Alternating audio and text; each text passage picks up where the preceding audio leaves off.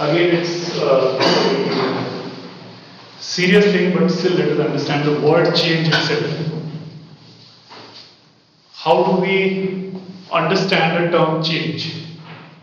What does it mean? What can be its literal or dictionary meaning? How do we understand change? Any idea? Adopting new things. Adopting new things, alright. Any other? Any idea what can be the meaning of change? When do we say that something has changed or is changing? When does it happen?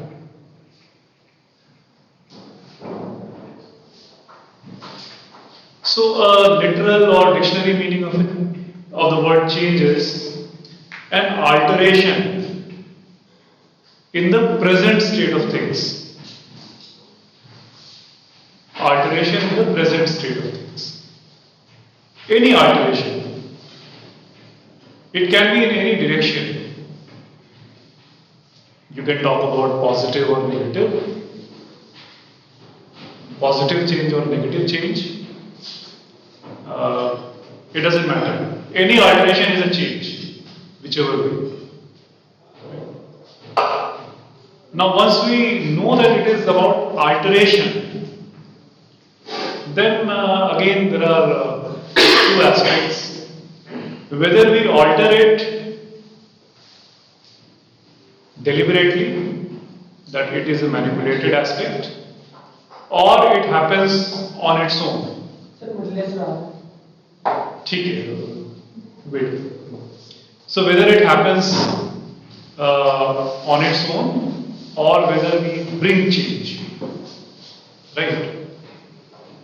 Now, one thing is there that everything changes because time is changing.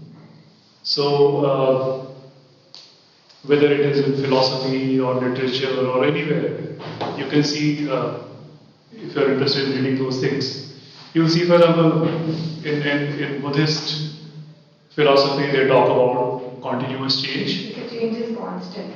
Change is constant, right? So there is a very famous example from some Buddhist philosopher said that, look at the river. Is it the same that was there yesterday? No, the water has flowed in it. So it is both simultaneously. The river is there, but the water has flowed. So there's been a change. Similarly, we are not what we were a moment ago. So that way changes. That we all. So in different branches of study, people look at change differently, from quantum mechanics to philosophy.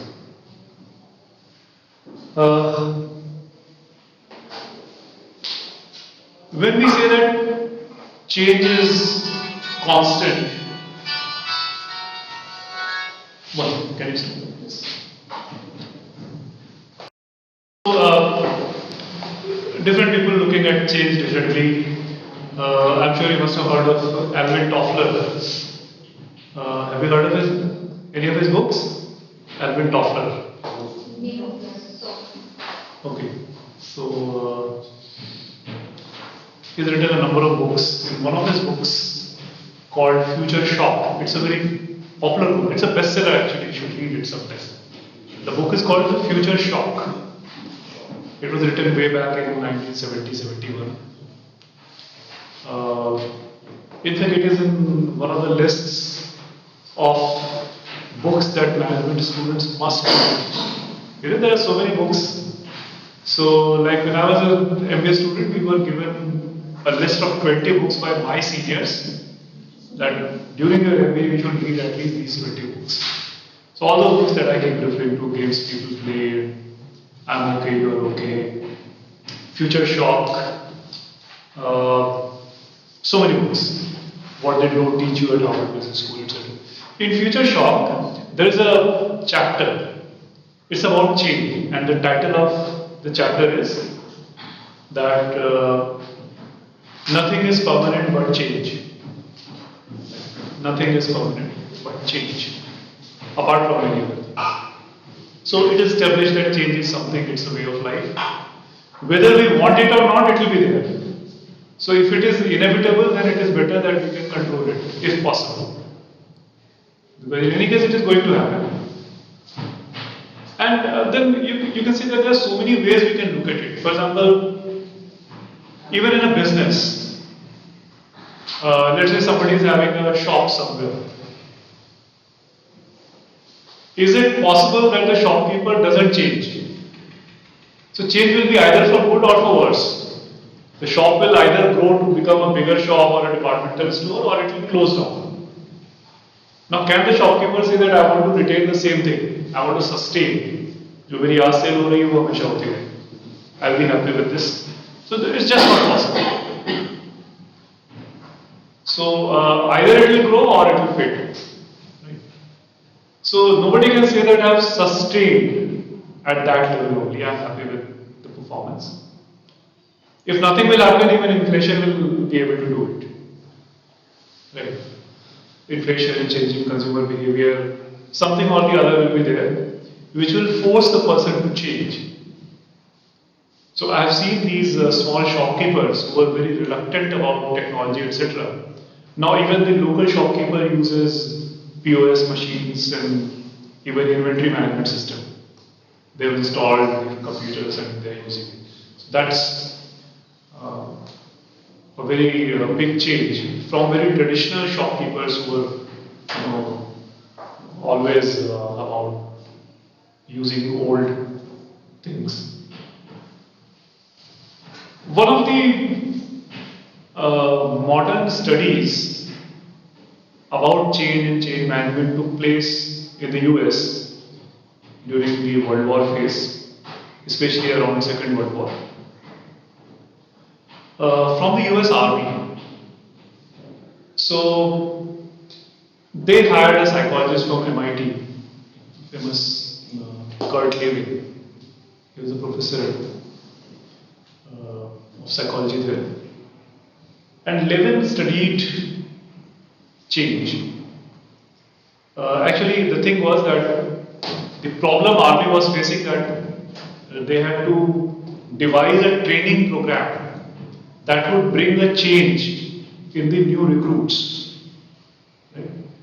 Like somebody from among us, non-army or non-military background, goes on to become an army man, and after the period of training there is a change in the personality and everything that is there.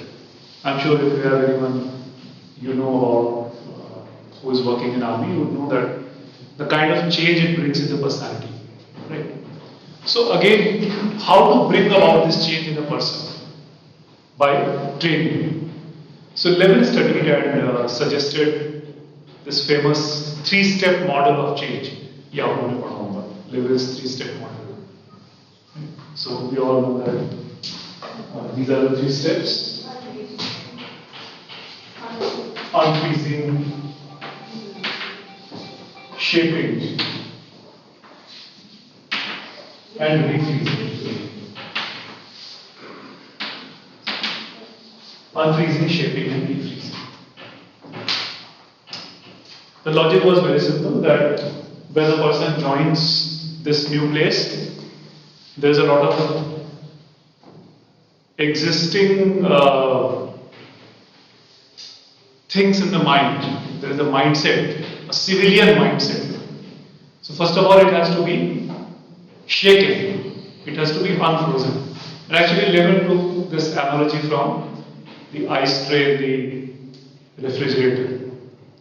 So from the freezer, you first unfreeze the ice, then give it a desired shape and refreeze it. So that's the change.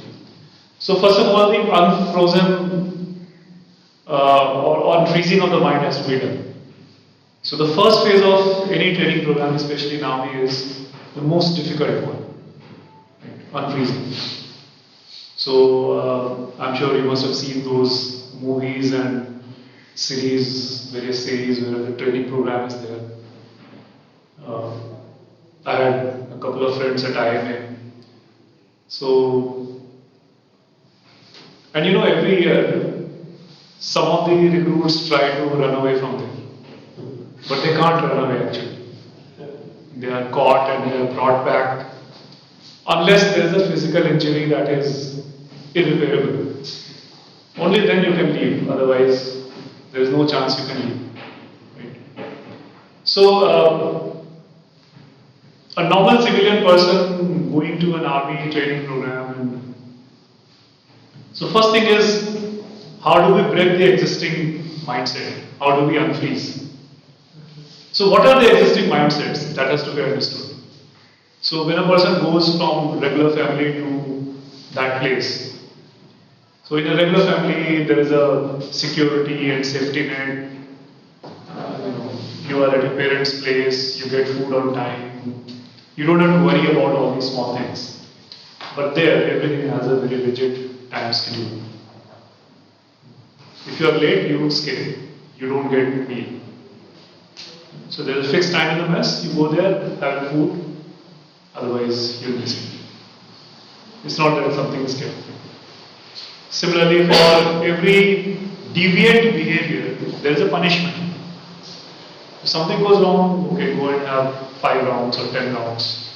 That's the punishment. Heavy punishment where they'll ask you to carry a heavy rifle and scrawl.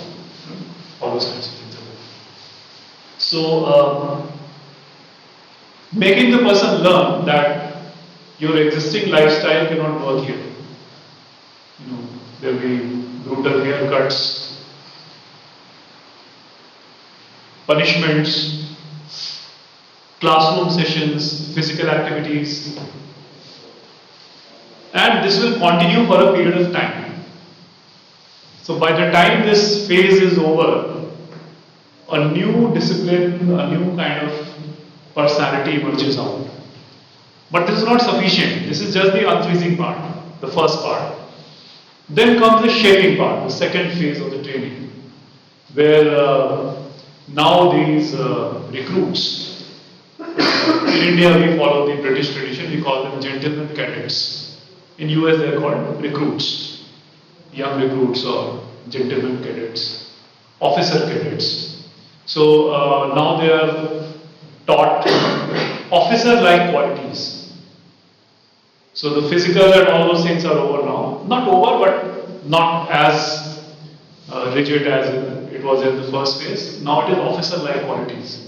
So you need to learn about everything. For example, how an officer should behave in a situation, how to dress for a party, how to dress for the morning, how to dress for the combat, how to address your colleagues, how to address your seniors, how to use fork and knife, table manners, every small thing and every. So everything is in detail. There's a detailed training, and that is shaping. So shaping into a new kind of behavior. Now you are molding the person's behavior, and if this thing is repeated, then it is refrozen into this new kind of thing. So it looks a very simplistic kind of a model of change, the 3-step. Now if I ask you a question, think about it. Do you find any flaw with this model? Is there something wrong with it or it is alright?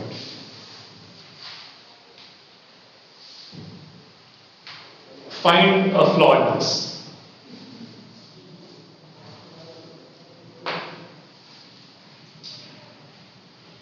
The restriction of further change? Sorry? Restriction to further change? Further change. Like after refreezing? That's fine. There is no scope of further change. So that is one of the big drawbacks. Not of the model, but the way we understand the model. Right? So, because change is continuous, and this is only talking about one-time change. Right? So the answer to this is, actually it is not about a change, rather about the habit of changing. Right? So once you learn how to change once, you know how to change again and again. So it's not the one-time change we have learned, but we have learned how to change. The second drawback here is that we are comparing a disciplined organization with everyday business organizations. For example, in a defense organization, if there is something wrong, you can punish someone physically, but you cannot do it in a business organization, right? So this kind of a forced discipline or punishment doesn't work in regular organizations. We cannot punish. In fact, these days even you cannot punish kids in school. Physical punishment is something now gradually it is going off. So how do we then implement this kind of a change scheme in regular business organizations? Again, the answer to this is just a model suggesting how to go about changes. What to do within these steps again will vary from organization to organization. So naturally we cannot use physical force or that kind of disciplinarian activities. Therefore we need to simply see what is needed there. And there are many examples, we'll come to those examples that can be used effectively in business organizations. So one more thing with this model is the flow of this model. Every time we need to unfreeze to yeah, so that's the thing about once we unfreeze, we are in the primary stage every time. So what is happening here is that we are not unfreezing one conditioning, rather we are unfreezing the habit of not changing. So once we accept change, then everything becomes easier. So every time you don't have to unfreeze, because now change has become a part of your personality. Another model of change, not really a model actually, it comes from force field theory of physics.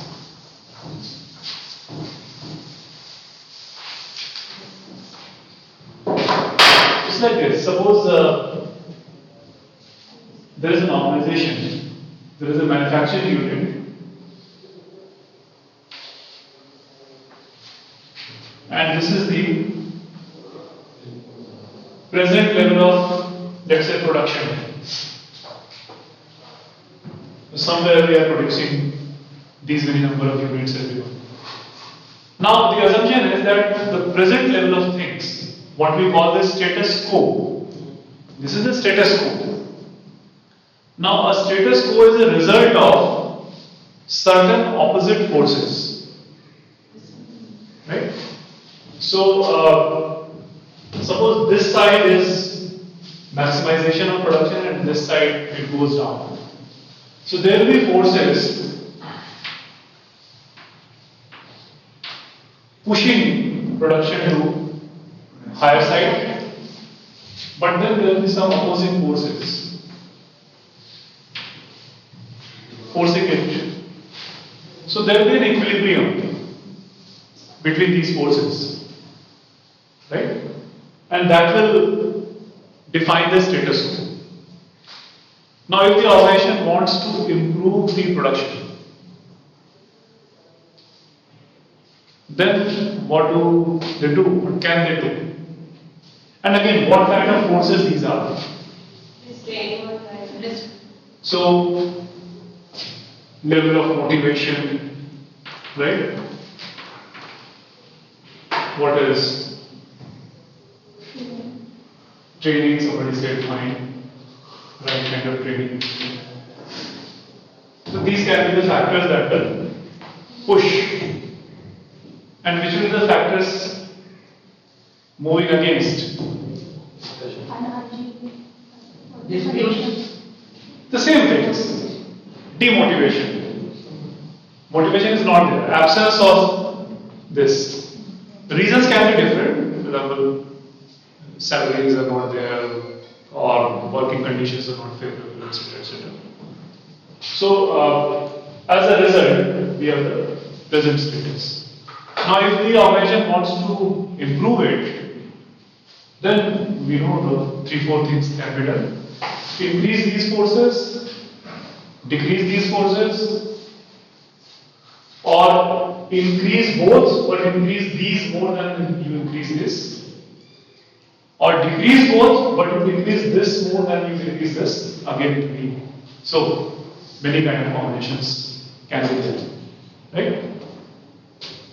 So that's another way of looking at change. This comes from some, I don't know, it's been long I studied physics, but this is what I've read that it's about some magnetic force field theory where it comes from.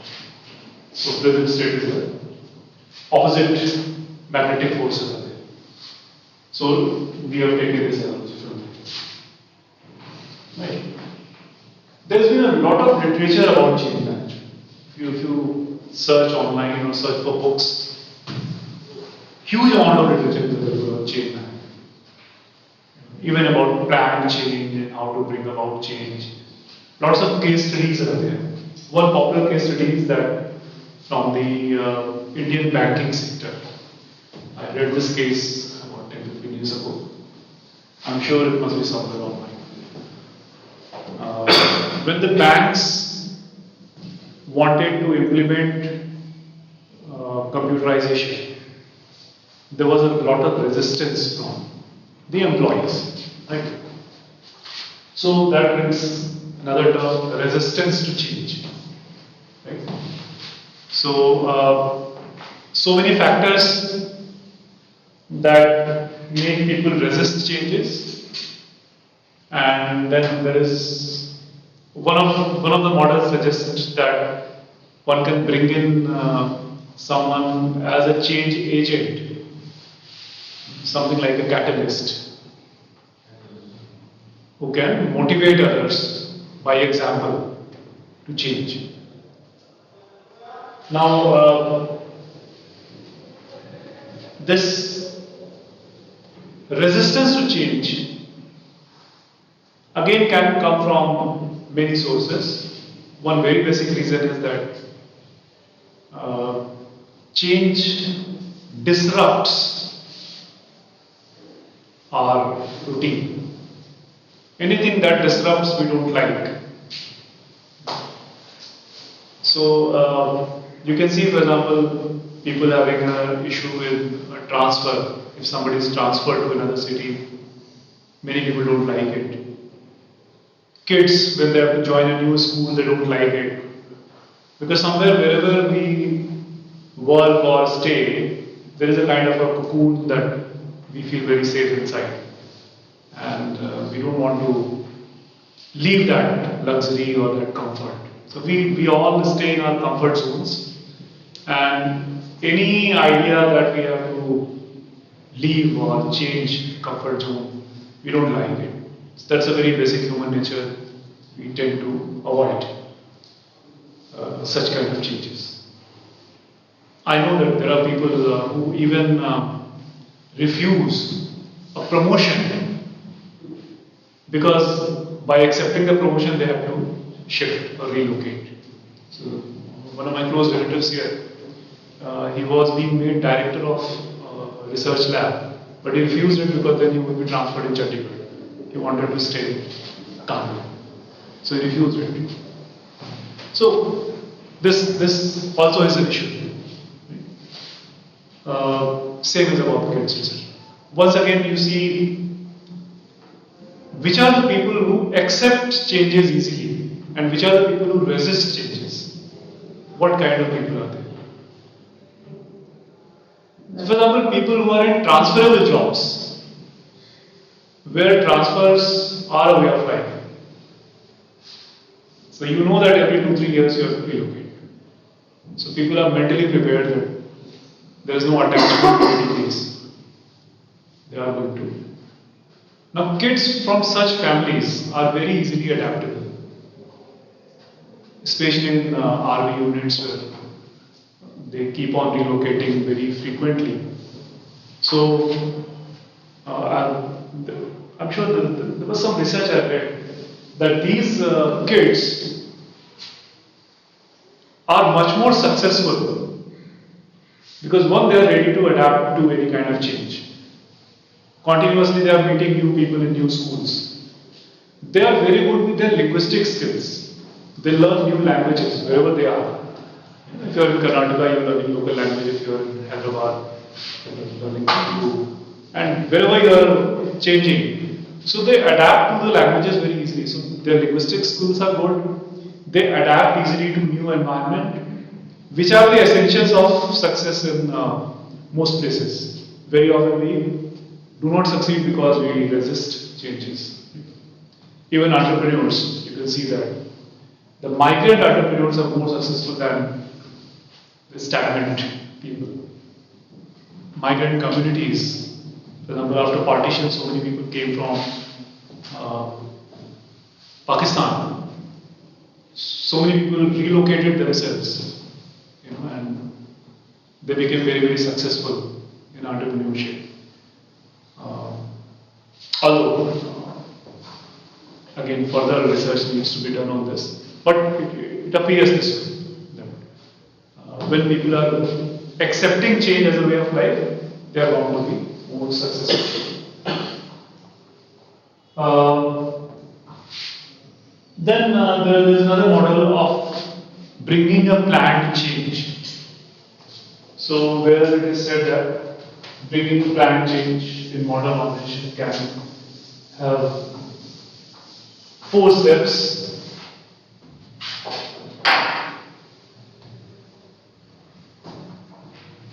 First step is to understand the change, then plan the change, then implement the change, and then communicate the change. So understand the change, whatever change we are going to bring in. Then we plan how we will go about it. Then we implement it and we communicate it. The bank example is something that is always there. Like when the change was there, it needs to be understood by everyone, especially from the top management. And the top management realized that this is going to be the future. Right? And we can see how it is benefiting everyone. Otherwise, it would have been very difficult to change at a later stage. So in 90s, when the computer and internet revolution was starting, around the same time the bank started digitalizing. So you can see a clear understanding of the fact that there will be change. We need to do it, but we need to plan it. It cannot happen just like that. And planning is something where we have to foresee, for example, resistance. Where the resistance is coming from. Naturally, lots of employees, and to some extent even customers. Even customers did, if you ask someone, they'll say we trust in the ledger rather than computer hard disk. Because there it is written and saved. Written is still more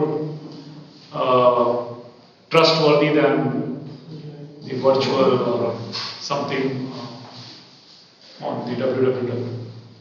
So identifying where the resistance will come from, then identifying the reasons for such resistance. For example, in the banks, the employee unions were giving several reasons. One of the reasons was that because one computer will work for 3 or 4 people, then there will be a reduced number of jobs. The number of jobs will be reduced. So that was one concern. Another concern was that what about the existing older employees? Because computer is something very complicated to learn. How will they learn? How will we learn these new things? So learning new things is difficult. So that was then acceptance of consumers. So these number of things. So the management started with, instead of going for an all-round change program everywhere, they started with selecting model branches. They didn't do it everywhere. They selected one branch in an area where they would implement. Then they selected change agents. one of the employees was picked up and was trained in some institutions. And they came back. So this, in a way, when others saw that, okay, one from us has learned, so we can also learn. It's not something very difficult. Yeah.